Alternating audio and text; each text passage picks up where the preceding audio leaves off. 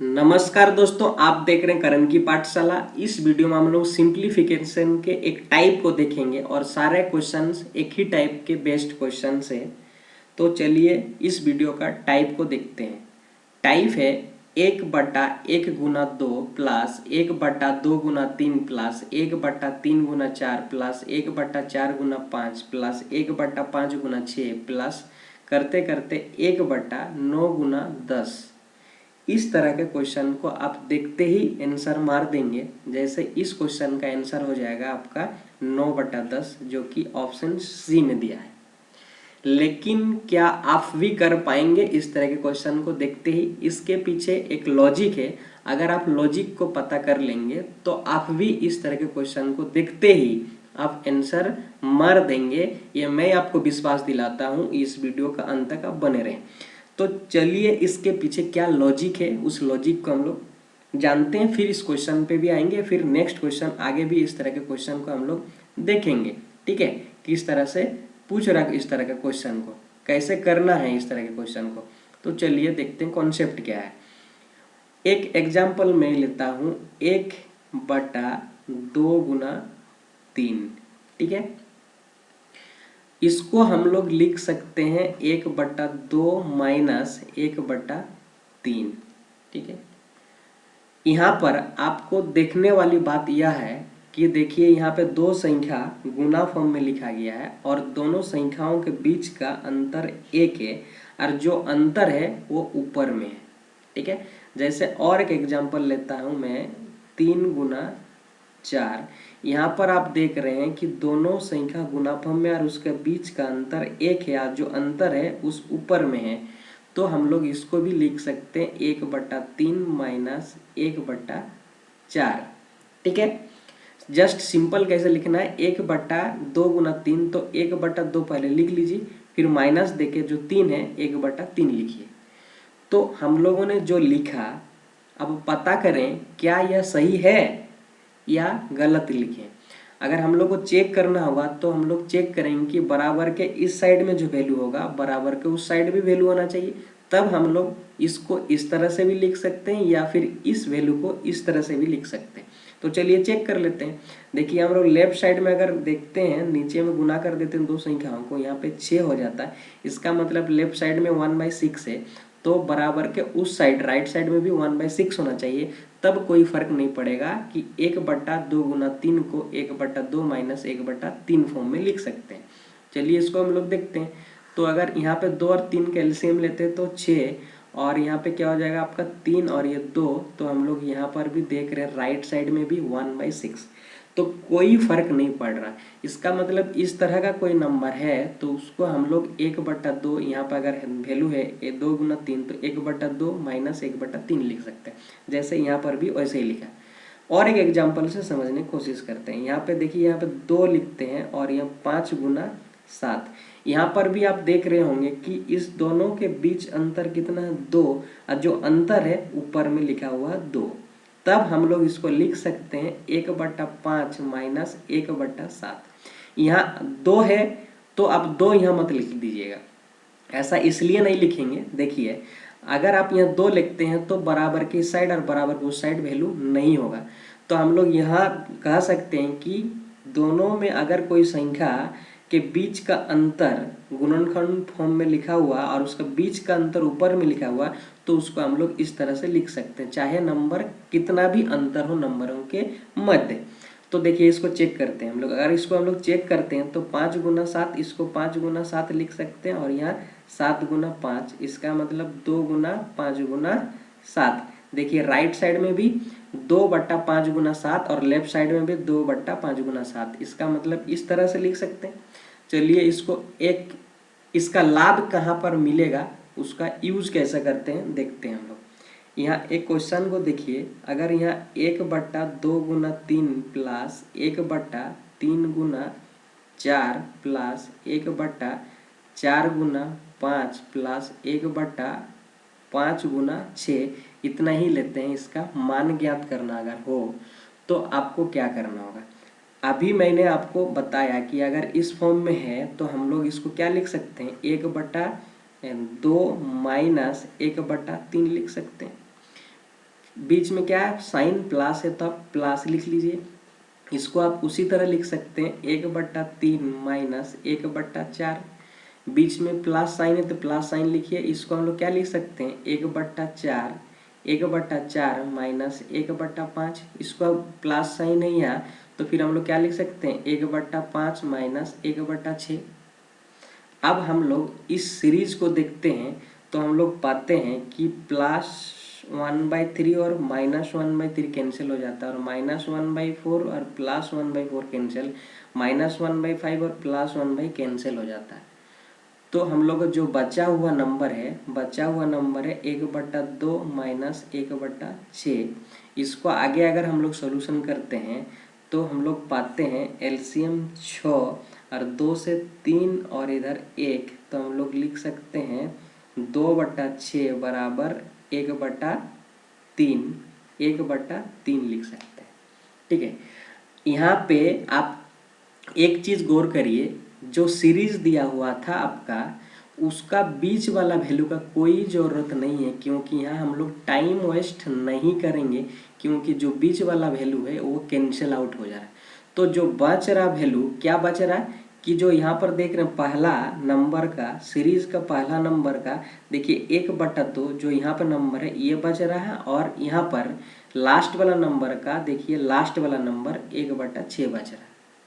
तो इतना कोई करने का जरूरत नहीं है। हम लोग जैसे ही इस तरह के क्वेश्चन सीरीज दिखाई देगा कि दोनों का अंतर ऊपर में हो, दोनों का अंतर ऊपर में हो, तो हम लोग क्या करेंगे, सबसे फर्स्ट वाला नंबर को लिखेंगे जैसे यहाँ 1/2, और सबसे लास्ट वाला नंबर को लिखेंगे 1/6, और दोनों के बीच में साइन क्या है, माइनस, तो हम लोग साइन माइनस लिखेंगे और क्या करेंगे उसको आधा सिंप्लीफिकेशन कर देंगे, जो हमारा होगा वही हमारा राइट आंसर बन जाएगा।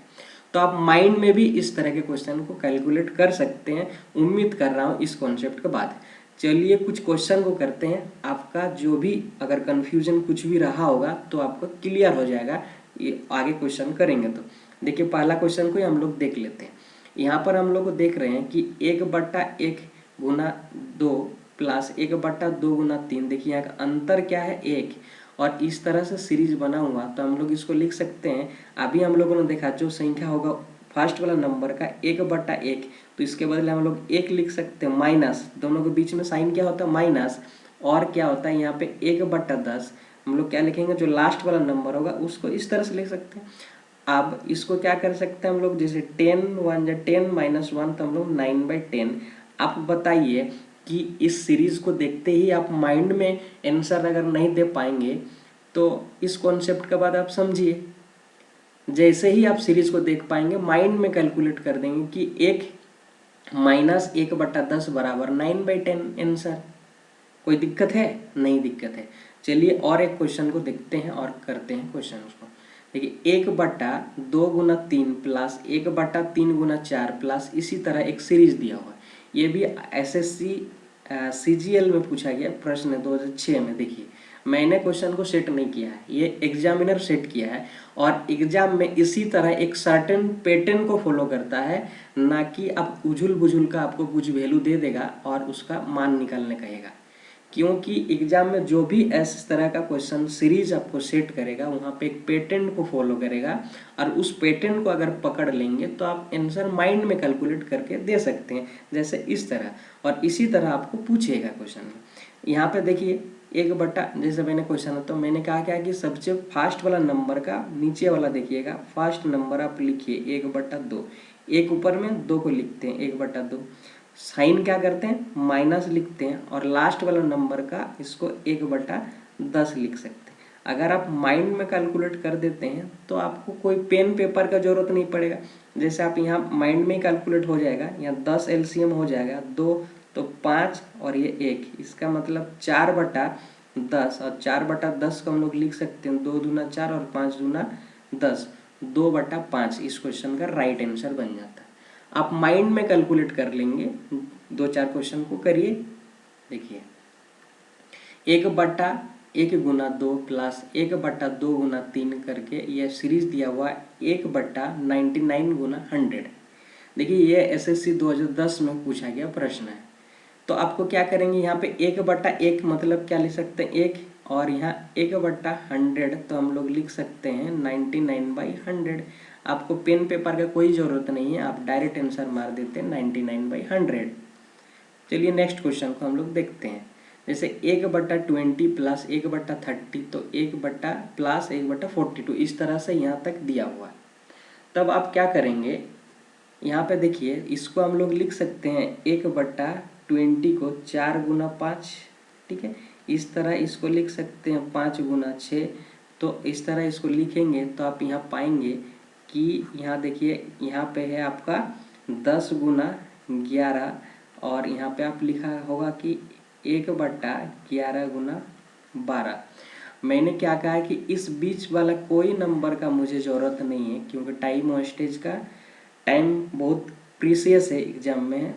तो हम लोग क्या लिखेंगे, वो 1/4 डायरेक्ट लिखेंगे और 1/12 लिखेंगे यहाँ का लास्ट वाला डिजिट को, ठीक है। अब इसको हम लोग सॉल्यूशन करते हैं तो 12 हमको एलसीएम मिलता है, 4 3 12 तो 1, तो हम लोग को 2/12 को लिख सकते हैं हम लोग 1/6, जो कि आपका ऑप्शन सी आपका राइट आंसर बन जाता है 1/6। माइंड में कैलकुलेट कर लेंगे बिना पेन पेपर के।